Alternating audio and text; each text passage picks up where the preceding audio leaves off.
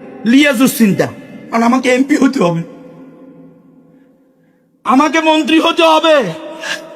এবারে আওয়ামী লীগের সাথে দালালি করে হোক, বিএনপির সাথে দালালি করে হোক, অথবা মৌদুদিবাদের সাথে দালালি করে হোক, কিন্তু আমাদের আকাবির আস্তাফরা আমাদেরকে এটা শিক্ষা দেন নাই।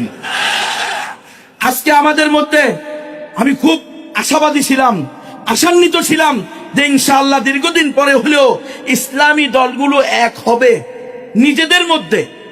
কি দেখলাম, কি আশা করলাম, গালের মধ্যে মনে হয় যেন জুতার বাড়ি পড়ল। ইরে কেউ গিয়া মৌদুদিবাদের সাথে কি করতেছে, আপোষ করতেছে, জোট করতেছে, কেউ গিয়া বিএনপির সাথে জোট করতেছে। স্বৈরাচার থাকলে স্বৈরাচারের সাথেও কেউ কেউ করতো। গত 16 বছরে আমরা দেখছি ঠিক নয় কি এই গণতন্ত্র দিয়ে, গণতন্ত্র আল্লাহ আপনারা বলবেন। আজকে আমাদের সর্বজন শ্রদ্ধেয় মুরব্বী বলে গেছেন আল্লামা মুহিবুল্লাহ বাবুনগরী, যে উনার শেখ হুসাইন আহমদ মাদানী রহমতুল্লাহ আলাইহি বলেছেন, ফিতনায়ে মওদুদিয়ত ফিতনায়ে কাদিয়ানিয়ত সে ভি বরতর হ্যায়। বলছে কি বলে নাই? হুজুর বলে গেছেন। আরে বাবা, আপনারা কি মনে করবেন সেটা পরের কথা। বর্তমান যে আধুনিক জামাতে ইসলাম বা ছাত্র শিবির আছে তাদের বক্তব্য শোনেন।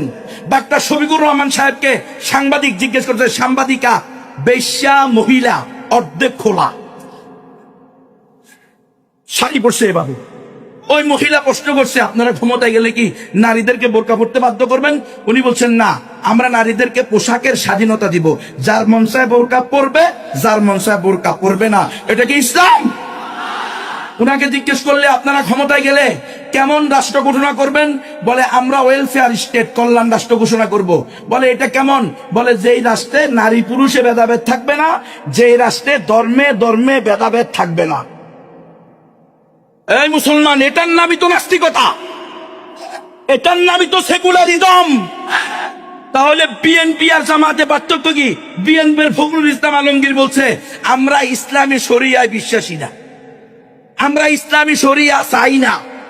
তাহলে নিশ্চিত মুরতাদ, বেঈমান। সমস্ত ওলামায়ে কেরাম আছেন, ভুল হইলে আমারে ধরাই দিবেন। আমরা আপনাদের কাছে বারবার বলি, আমরা উস্তাদদের মুরব্বীরা থাকলে আমাদের হিম্মত বাড়ে। আরেক দিক দিয়ে ভয় পাই না জানি বেয়াদবি হয়ে যায়, আর হিম্মত বাড়ে এই জন্য মুরব্বীর কাছে সবক শোনাইলে মুরব্বীরা ধরে দিবেন গুনবি এটা সঠিক না, এটা বেঠিক। আমরা উম্মতের কাছে তওবা করব। তাহলে আধুনিক জামাত ইসলামের আকীদার মধ্যে, আদর্শের মধ্যে দেখেন ডাক্তার শফিকুর রহমান বলে দিল যে ওই জামানায় তরবারের জিহাদ যেরকম খরচ ছিল, এই জামানায় ভোট দেওয়া, যেই ভোটের ভিতরে আপনাদের হাটাদারি মঈনুল ইসলাম হাটাদারির প্রধান মুহতামিম সাহেব, উনার যেই মূল্য আপনাদের হাটাদারির মুসির সেই মূল্য। আল্লামা জুনায়েদ বাবুনগরীর মায়ের ভোটের সেই মূল্য, মুহিবুল্লাহ বাবুনগরীর মায়ের ভোটের যেই মূল্য, জুনায়েদ বাবুনগরীর নানির ভোটের সেই মূল্য, বেশ্যা লম্পটনি তৈয়ুসের ভোটের সেই মূল্য। তাহলে এই গণতন্ত্র কোনোদিন ইসলাম হইতে পারে? এই গণতন্ত্র দিয়ে কোনোদিন ইসলাম প্রতিষ্ঠা হইতে পারে? এই মুসলমান, আমি বলেছি গণতন্ত্র করতে করতে এমন পরিস্থিতি আসবে, এক সময়ে আপনি মুরতাদ হয়ে যাওয়ার সম্ভাবনা থাকবে। আজকে